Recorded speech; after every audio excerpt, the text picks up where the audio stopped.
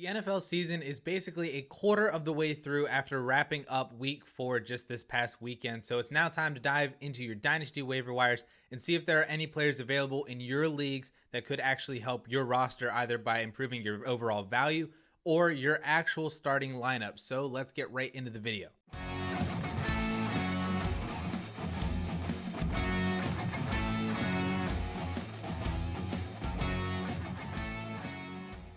As I've said, every single week I'm pulling actual roster data from over 600 Dynasty leagues run through my fantasy football league through safeleagues.com. And so these are pulling in actual roster percentages for all of these players. That helps guide me to find players that actually might be available in your Dynasty leagues. But of course, disclaimer, as always, these players might not all be on your Dynasty waiver wires, but I'm trying to find players that are available in the majority of Dynasty leagues. First and foremost, there are a handful of players that you should go and just double check your Dynasty waiver wires just to see if these guys are available. They're probably not. They're rostered in 98 or 90% of Dynasty leagues out there, but just in case if they are on your waiver wire, these guys should be added immediately to your roster. These guys include Cordarrelle Patterson, wide receiver or running back for the Atlanta Falcons. He's still not 100% rostered in the Dynasty leagues that I am pulling from, so he might be available still in yours.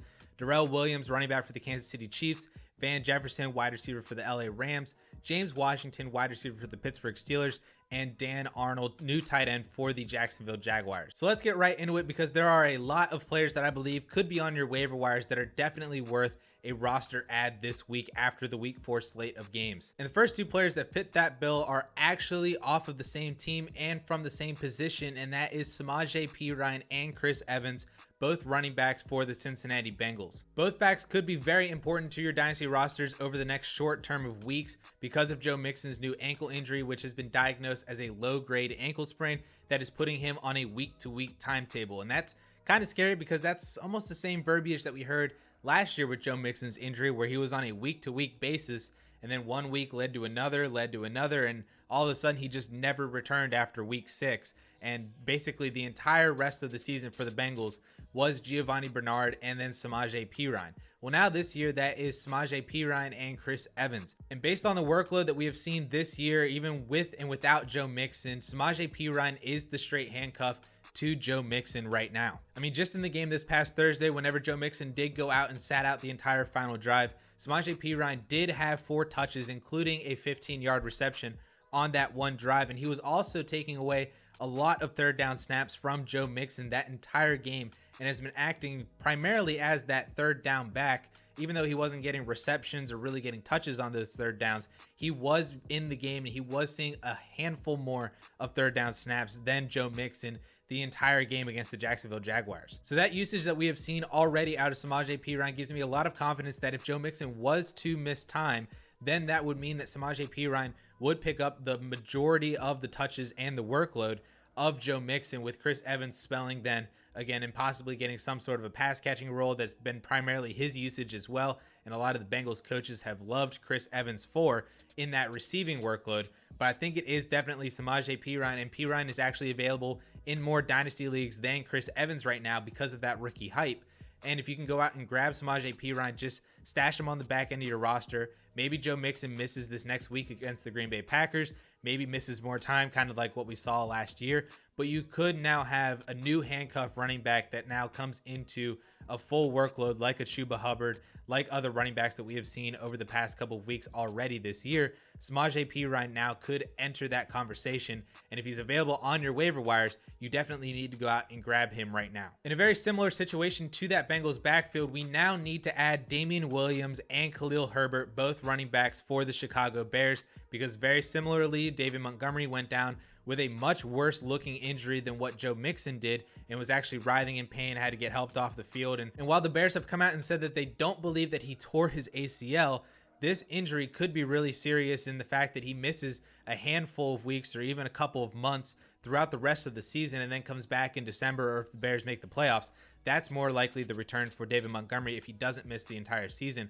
But that is still a month to 2 months of weeks that we're going to be without David Montgomery, that we could be playing Damien Williams or Khalil Herbert. Now, Damien Williams, similar to Samaje Perine, has been the guy that has been spelling David Montgomery from time to time, just in normal games when Montgomery's been healthy, and then was also the primary guy to come in whenever David Montgomery did go down, and he actually even scored a touchdown while David Montgomery was healthy. And then after the injury, Damien Williams had 5 touches for 37 yards to close the game out before he then too got injured with a quad injury, and then Khalil Herbert came in for a couple touches as well. So depending on the severity of Damien Williams' injury, we could see Khalil Herbert being the only guy in town, given the fact that he is the only other running back currently on the Bears roster as of right now, with Ryan Nall actually being on the practice squad. But if Damien Williams is healthy, if he returns from injury just this next week in week 5, and David Montgomery is sitting out as we expect him to be, then this would be Damien Williams' show and his backfield. And it's not like we've never seen Damien Williams perform for fantasy football. I mean, he was a fantastic running back with the Kansas City Chiefs,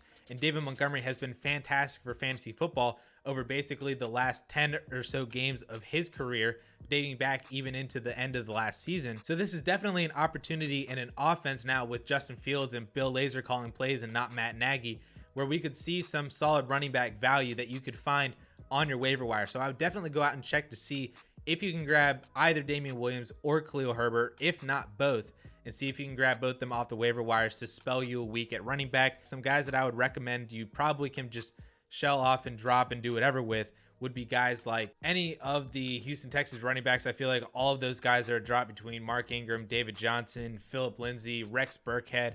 You know, all of those guys I believe are a drop and not really worth any time on your roster, as well as a handful of other guys, maybe some upside guys that you're still rostering, guys like Jamar Jefferson, Kylan Hill. These guys are still rostered in over 90% of dynasty leagues, as well as other guys like Demetric Felton, Jarrett Patterson, even honestly Tevin Coleman. I think all of these guys are definitely okay to hit your waiver wire in favor of picking up somebody like Damien Williams or Samaje Perine at the running back position. The next player I want to highlight that could be on your dynasty waiver wires is Green Bay Packers wide receiver Randall Cobb. And welcome back to Lambeau and the Green Bay Packers organization, Randall Cobb. I don't think it's hyperbole to say that we might have found the answer to the Packers wide receiver 2 situation, at least for potentially this year.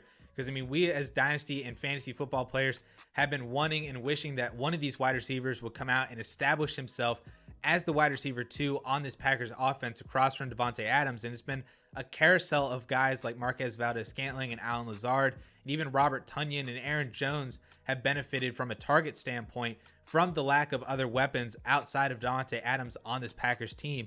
And while Marquez Valdes-Scantling got hurt and is actually on the injured reserve, that opened the door for Randall Cobb to come in and potentially establish himself, like I said, as the wide receiver 2 on this team.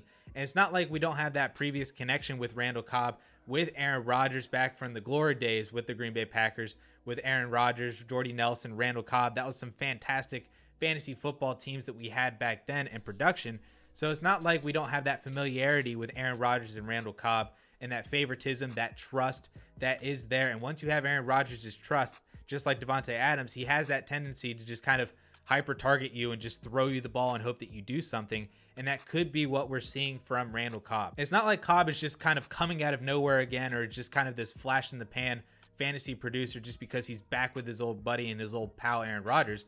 We had flashes of relevancy from Randall Cobb for fantasy even last year with the Houston Texans, but then also 2 years ago in the Dallas Cowboys offense, Randall Cobb was actually pretty viable as the wide receiver 3 in that offense back when it was Amari and Michael Gallup and then Randall Cobb. Not to mention, we've seen other older, aging wide receiver veterans find relevancy on new teams like AJ Green and Emmanuel Sanders that have not only been relevant for fantasy football, but these guys have been in your starting lineups potentially in Dynasty. And if you've had guys like that on your team or on your waiver wire, then you need to go out and pick them up. And Randall Cobb is definitely going to make that list now, especially after what he did to the Pittsburgh Steelers defense. After having 6 targets, he had 5 catches, 69 yards, and 2 total touchdowns.